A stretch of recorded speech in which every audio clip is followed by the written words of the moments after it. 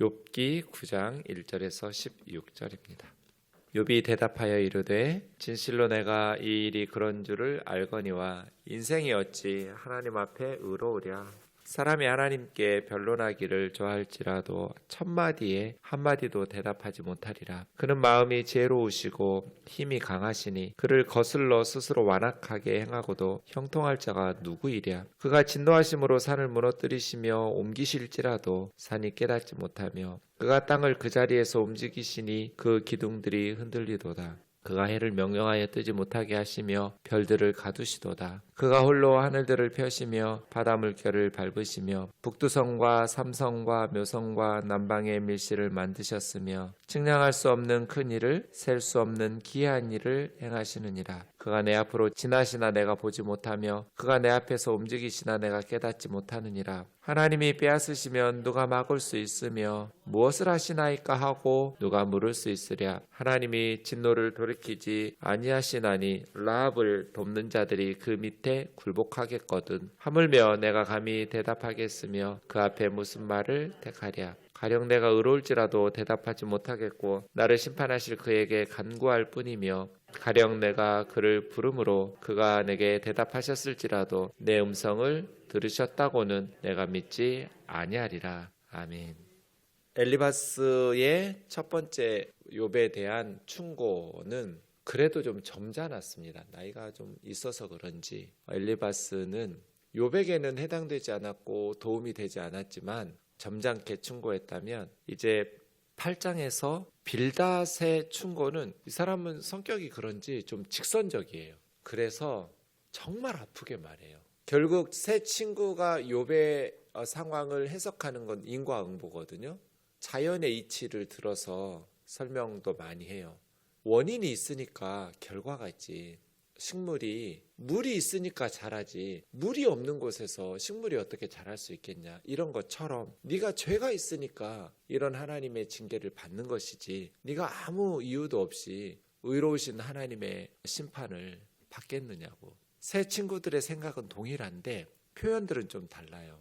엘리바스가 좀 우회적으로 비유적으로 돌려서 말하고 좀 점잖게 말한다면 빌닷은 굉장히 직선적으로 말해요. 그래서 해서는 안 될 말들 해요. 욥에게 가장 아팠던 말이 8장 4절 같아요. 빌닷이 뭐라고 말하냐면 너의 자녀들이 주께 죄를 지었으므로 주께서 그들을 그 죄에 버려두셨나니. 해서는 안 될 말들이 있잖아요.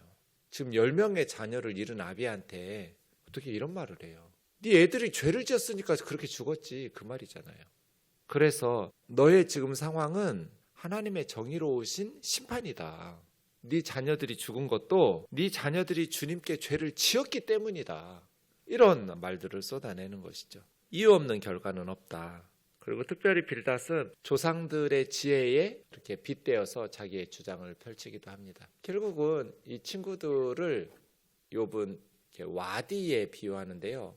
이 나할이라고 히브리어로 말하고 아람어로 와디라고 하는 건 여러분 거기 사막이 많잖아요. 중동 지역에. 그래서 그냥 평소에는 물이 없어요. 사막이에요. 근데 갑자기 폭우가 쏟아지면 물이 생기잖아요. 그 강이. 이걸 와디라고 그래요. 그러니까 있을 때는 너무 많이 넘치고 물이 너무 많아가지고 막 다 쓸어가 버리고 없을 때는 완전히 말라가지고 아무것도 없는 너희는 꼭 내게 와디 같다. 그런 개울가 같다. 그렇게 욥이 친구들에게 말하거든요. 필요 없을 때는 넘치도록 물이 넘치고 필요할 때는 하나도 없이 말라버리는 와디같이 너희가 내게 정말 내가 너희가 필요한데 내가 언제 너희에게 돈 달라고 하더냐. 내가 언제 너희에게 원수 좀 갚아달라고 하더냐. 우리 종들을 죽이고 짐승들을 빼앗아간 갈대아 사람들에게 스바 사람들에게 가서 내 이 억울함 좀 갚아달라고 부탁하더냐. 내가 언제 너희에게 내가 이렇게 거지가 됐으니까 나 좀 먹여 살려달라고 돈 좀 달라고 부탁한 적이 있냐. 내가 너희에게 원하는 건 나 좀 위로해 달라는 것인데 너희는 내게 너무나 가혹한 친구들이라고. 나는 너희를 믿고 내 속에 있는 말들을 쏟아내기 시작했는데 너희는 그것도 참지 못하고 나에게 이렇게 아픈 말들을 쏟아내야 되겠느냐고. 어쩌면 우리 애들이 주님께 죄를 지어서 죽었다는 말을 하느냐고. 그럼 네 애들은 우리 애들보다 더 의롭고 주께 지은 죄가 없어서 이렇게 살아있느냐? 이런 말이 욥에게서 나오겠죠. 그래서 9장에서부터 10장까지는 이제 빌닷에 대한 욥의 첫 번째 대답이거든요.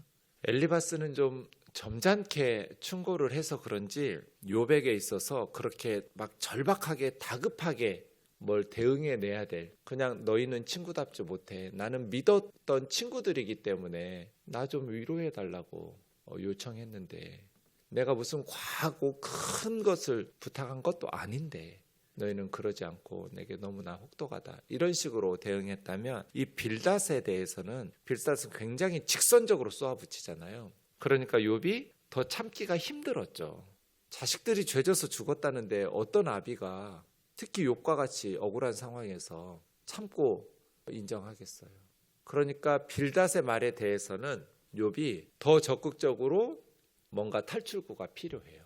이게 이제 엘리바스와 빌닷의 차이인데, 그래서 10장에서부터 욥이 새로운 표현 방식이 생기는데 그게 법정 용어예요. 욥의 상황에서 법정에 이렇게 피고로는 하나님을 세우죠. 이거 굉장히 독특한데요. 욥은 자기 상황에 책임 있는 분은 결국은 하나님이시니까 법정 용어를 10장부터 이 빌닷의 공격에 대해서 방어 기제를 만들어내면서 이제 하나님께서 내 사건을 심판해 주시기를 요청하는 거죠. 그러면서 욥은 이제 새로운 단계로 넘어가는데요. 9장 우선 1절에서 오늘 본문 보겠습니다. 2절 보면 우선 진실로 내가 이 일이 그런 줄 알거니와 하면서 빌닷의 견해를 받아들여요. 나도 알아.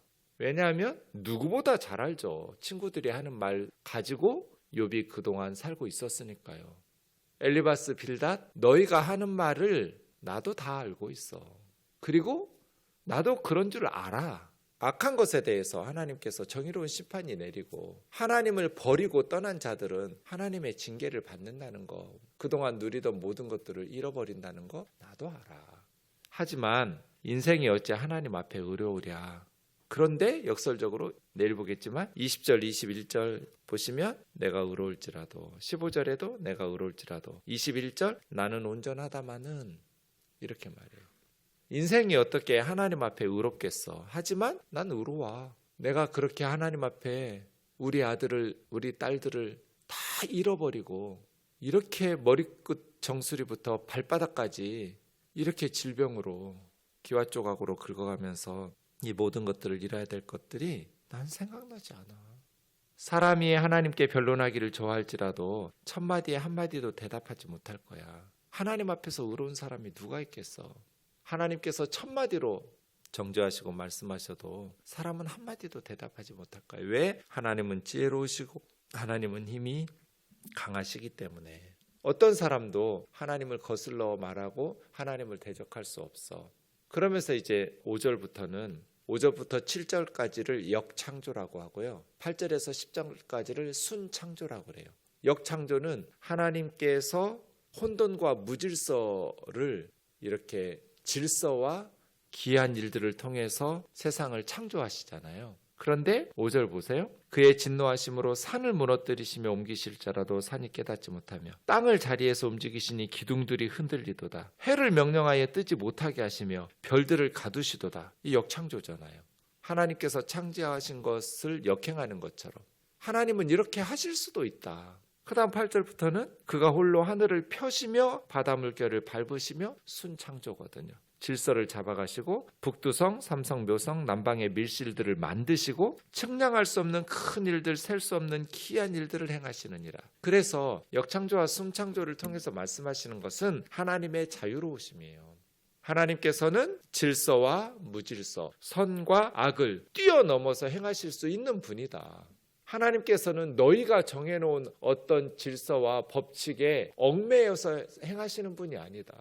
내가 아무리 의롭다고 해도, 세상에 아무리 지혜롭다고 해도 하나님 앞에서 대항할 수 있는 사람은 없다. 하나님은 너희가 생각하는 대로만 행동하시는 분 아니다. 하나님은 질서 있게 창조하신 것들을 다시 무질서와 혼돈으로 만드실 수도 있고, 혼돈과 무질서의 세계를 질서정연하게 창조하실 수도 있는 분이시다. 하나님의 주권적인 섭리 앞에서 인간이 내세우는 교리나 법칙들을 가지고 하나님을 해석하고 하나님이 행하시는 일들을 다 설명할 수 없다. 하나님은 자유로우신 분이시다.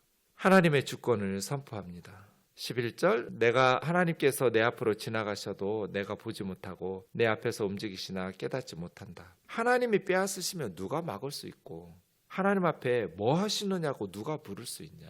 하나님의 주권적 섭리 앞에서 하나님이 진노를 돌이키지 아니하시니 라합을 돕는 자들. 이 13절의 라합은 리워야단 같은 거예요. 혼돈과 무질서로 하나님의 섭리를 저항하는 세력, 악의 세력, 하나님께 대항하는 혼돈의 세력, 라합, 리워야단, 바다 괴물 같은 리워야단 같은 것들이 혼돈을 상징하는 괴물 라합이라고 보시면 돼요. 그러니까 하나님에 맞서서 혼돈과 무질서로 하나님의 창조와 질서를 회방하고 대항하는 세력들은 하나님의 진노 앞에서 다 굴복당한다. 그런 뜻이에요.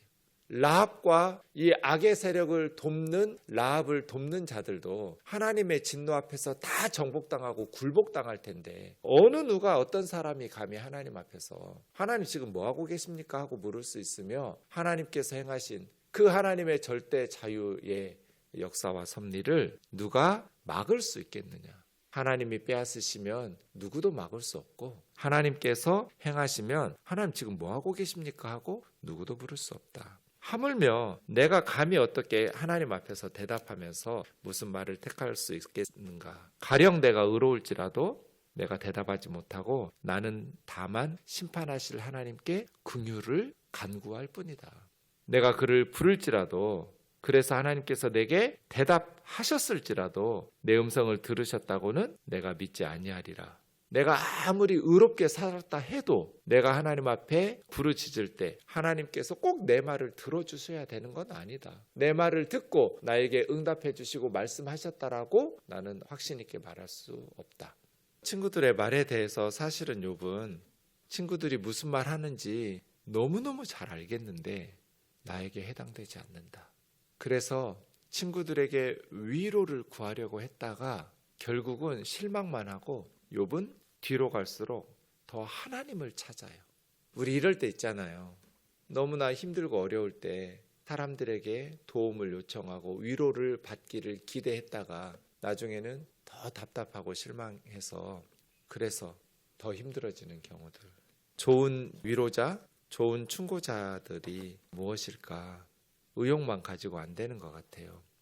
이건 정말 충격적인 경험인데요. 제가 전도사 되던 첫 해에 청년부 전도사였는데 한 자매가 청년부 모임 끝나고 전도사님 이렇게 상담을 요청했어요. 그러자고 해서 그때 이제 토요일이 모임이었는데 청년부 모임을 끝나고 이렇게 자매 얘기를 들었어요. 친구들과의 갈등이었어요. 친구들과의 갈등으로 근데 막 울면서 이야기하는데 제가 3시간 동안 상담했거든요. 정말 마음을 다해서 진심을 다해서 위로하고 힘내라고 격려하고 첫 전도사가 됐으니 얼마나 열정이 많고 얼마나 잘해보고 싶었겠어요. 정말 최선을 다해서 그냥 상담 잘했다라고 생각했어요. 근데 그 다음날 주일에 이제 예배 마치고 저녁에 집에 가니까 아내가 그래요. 당신 어제 어떤 자매하고 상담했냐고. 했다고. 근데 도대체 어떻게 했길래? 그래서 나 잘했는데? 그 자매가 막 울었어. 나랑 상담할 때 저는 너무 고마워서 운 줄 알았어요. 근데 그 자매가 오늘 나 만나서 얘기하는데 어제 전도사님하고 얘기하는데 벽에다가 대고 얘기하는 것 같았다고. 그래서 답답해서 운 거였어요. 전 너무 충격이었어요. 정말 많은 얘기 해줬거든요. 정말 진심을 다해서 말했어요. 제가 무슨 다른 생각이 있겠어요. 정말 그 자매를 돕고 싶은 마음밖에 없었겠죠. 그래서 힘내라 이 말하고 저 말하고 하면서 그 자매님을 돕고 싶어서 3시간씩이나 진심을 다해서 이렇게 위로하고 충고하고 했는데 벽에다가 대고 얘기하는 것 같았다고. 그래서 정말 위로자가 되려면 욥의 세 친구가 진심이었어요. 여러분 욥과 같은 상황을 보면서 7일 7야를 울면서 옷을 찢고 한마디도 안 하고 욥에게 곁에 있어주면서 진심을 다해서. 근데 세 친구들은 무슨 생각하는 거예요? 욥을 설득해 가지고 죄를 고백하고 회개해야 살 것 같은 거예요. 욥아, 회개해라. 친구야, 하나님 앞에 잘못했다고 빌어라. 그래야 네가 산다. 이렇게 버팅기지 말고 나 잘났다고 의롭게 살았다고 그 자기 의를 붙들지 말고. 여러분, 욥과 같은 상황이면 우리는 욥에게 뭐라고 말하겠어요? 새 친구들 너무 이해돼요. 근데 그래서 저는 욥이 용기 있는 사람이었다고 생각해요. 더 이상 잃을 것이 없어서 그런지 하나님 앞에 질문을 쏟아낼 수 있는 용기. 그래서 욥은 새로운 경지에 신앙의 눈을 뜨게 돼요. 그냥 적당히 두려우니까 더 하나님 앞에 잃을 것이 남아있는 것도 없지만 더 하나님 앞에 혼날까 봐 두려워서 하나님 앞에 자기 속에 있는 것들을 그냥 감추고 하나님 잘못했어요. 살려주세요. 도와주세요. 내 몸의 질병 고쳐주세요. 이렇게 타협하면서 믿음 있는 척, 하나님 앞에 경건한 척 하는 것이 아니라 정직하게 질문을 던지는 용기 말이에요. 하나님, 저는 이해가 안 돼요. 하나님, 제발 저에게 왜 이런 상황이 발생했는지 설명해 주세요. 라고 항변할 수 있는 용기를 가진. 그래서 때로 우리가 이런 상처를 받고 쏟아내고 아픔의 말들, 그 표현들이 어떻게 부드러울 수 있겠어요. 때로는 하나님 앞에 불경스러운 거친 표현들이 쏟아져 나올지라도 우리가 욥 상황이면 우리는 무슨 예쁜 말만 하겠어요, 하나님 앞에? 그런 것들을 쏟아낼 때 괜히 하나님 편 든답시고 욥의 새 친구들처럼 욥에게 네 자식들이 주께 죄를 지었으니까 죽은 거야, 이런 말들은 하지 않아야 돼요.